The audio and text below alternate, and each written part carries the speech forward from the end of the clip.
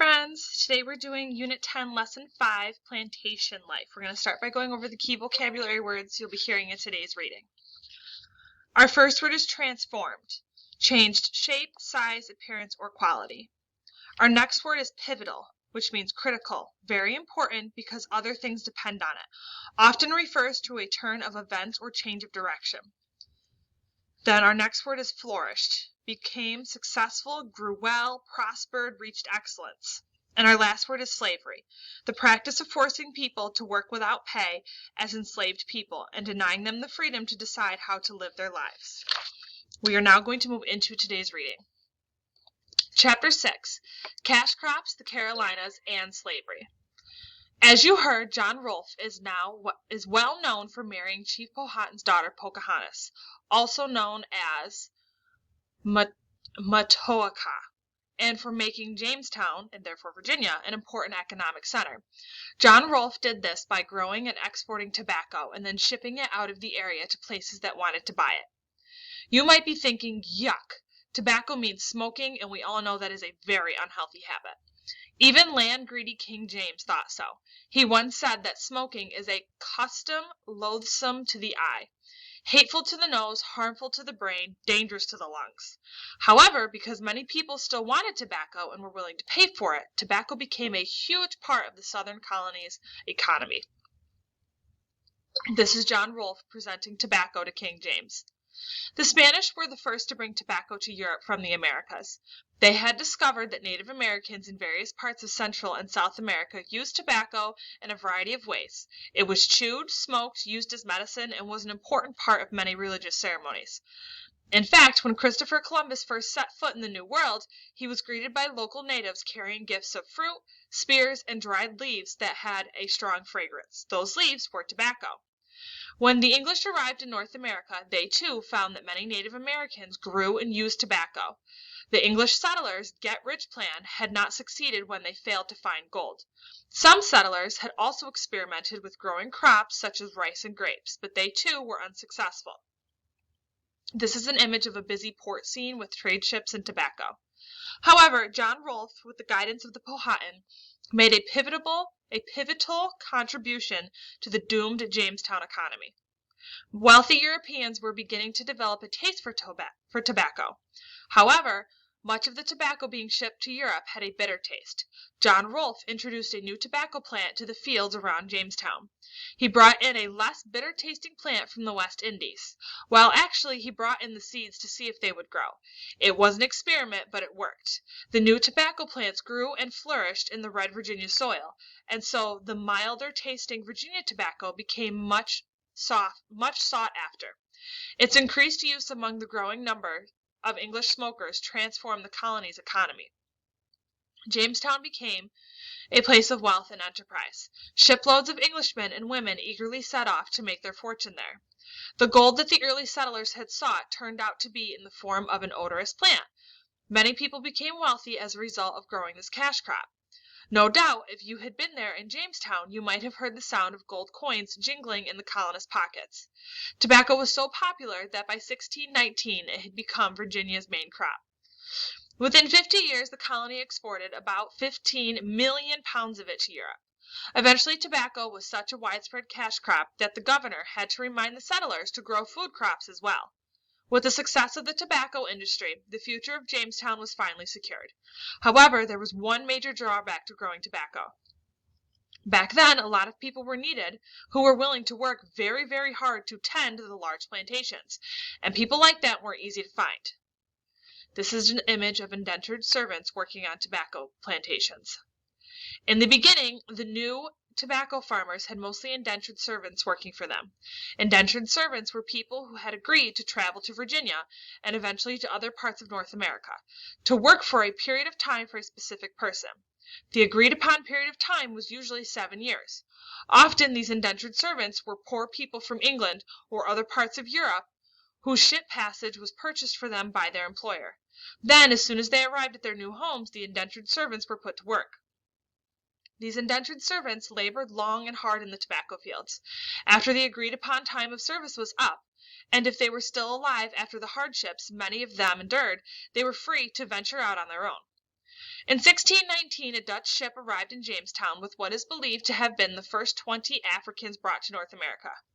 According to some historical accounts, these Africans were brought to North America as indentured servants, and they may have worked alongside white indentured servants. However, as the colony developed and there became a serious shortage of workers, colonists believed that the use of slavery was the most efficient way to manage plantations.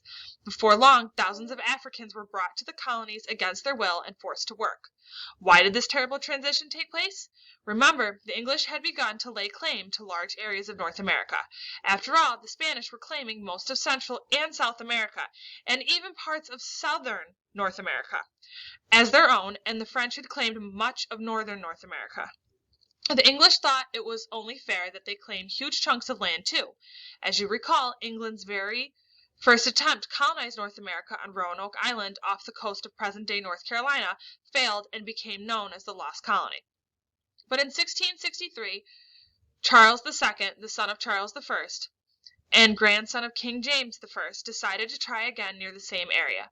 Charles II eagerly gave a charter or official document to 8 of his friends that stated that the land between Virginia and the Spanish colony of Florida now belonged to him, well, to England to be precise. This is an image of Charles II showing land to his friends. Today, this land is North Carolina, South Carolina, and Georgia, although Georgia was not officially colonized until much later. Charles II also named part of this land after himself. This charter was extended in 1665, and more land was divided up among his friends to manage. Charles II was particularly generous to those who had helped his family when his father, Charles I, was killed.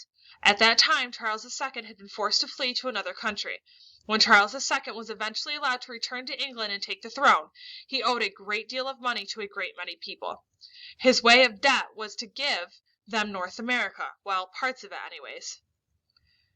Having heard how successful Jamestown was, hundreds and then thousands of English flocked to the South and to the Carolinas in particular. In 1670, a busy seaport was established called Charlestown. I'm sure you can guess who Charlestown was named after. This is an image of tobacco, rice, and indigo. In the beginning, many colonists in the Carolinas established small farms. Before long, large plantations replaced small farms for the purpose of growing cash crops. The top 3 cash crops in this area during this time were rice, tobacco, and indigo. The warm climate and marshy stretches of land, with fewer trees in the Carolinas, were perfect for growing rice and indigo, whereas tobacco thrived in certain parts of North Carolina. With drier land and more trees, the geography and climate of Virginia was not conducive to growing rice and indigo. Tobacco was the only cash crop in Jamestown. As in Virginia, it soon became clear that there was a lot of money to be made in the Carolinas by growing crops. Many more workers were needed. Unfortunately, the solution the colonists chose was the extensive use of slavery. As you can imagine, no one volunteers to be enslaved. Unlike indentured servants, enslaved Africans did not come to North America of their own free will as part of an exchange agreement, nor did they have any hope of ever being set free. Instead, they were taken by force. The roots of slavery go deep into the past. Throughout history, powerful people have enslaved less powerful people. Although England began trading enslaved Africans later than some other European countries, it soon became one of the biggest slave trading countries due to the widespread use of slavery in the English colonies. For England, the African slave trade was part of a larger trade network among Europe, West Africa, and North America, including the colonies and the West Indies. Some of these trade routes became known as triangular trade routes. If you look at the map, you will see why. These triangular trade networks, certain goods were traded for other much-needed items. Enslaved Africans were part of the network too. So this is a triangular trade route where products and slaves would be traded. This is an image of captured Africans boarding a ship. English ships laden with iron products, especially guns, arrived in the West African ports to trade their goods for slaves and gold. Africans who became enslaved had previously lived freely in Africa, but became victims of kidnapping by slave raiders. Many of these raiders were Africans armed with guns supplied by European slave traders. Enslaved Africans were considered to be valuable workers. Captured Africans were loaded onto ships destined for parts of North America. This trade route from West Africa to North America became known as the Middle Passage. If the West Indies was their final destination, enslaved Africans were exchanged for goods, such as molasses and sugar, that were then transported to the southern colonies. Many others stayed on the ship and were taken to the colonies along with the goods. Although there were enslaved Africans in all parts of the 13 English colonies, most enslaved Africans were sent to the South. This was because most farms in the Mid-Atlantic and New England regions were smaller and more easily maintained by families. However, some enslaved Africans in the cities worked in houses and shops as servants or as skilled artisans or craftsmen. The business of enslaving and shipping captured African men, women, and children was a gruesome or terrible one. Captured Africans were packed like cargo onto ships where there was hardly enough room to move. Many were chained together or to parts of the ship. Very little food and water was provided, and the conditions were extremely unsanitary. There was usually no medical assistance for those who became sick. The journey itself could take 6 to 10 weeks to complete. The Africans had no idea where they were going or if they would survive the journey. This is an image of captured Africans on a ship. Although enslaved Africans were valued for their labor, the traders believed that there was an endless supply of these workers. Therefore, if some died along the way, the traders thought that they could easily be replaced. Many captured Africans died before they even reached the Americas. When those who did survive reached shore, they were marched off the ship in chains to be examined by prospective buyers and then sold at auctions. There was little regard for the humanity of these African men, women, and children. The main objective was to put them to work on plantations to make a lot of money for the Europeans. You may now move on to Unit 10, Lesson 5 Google Form.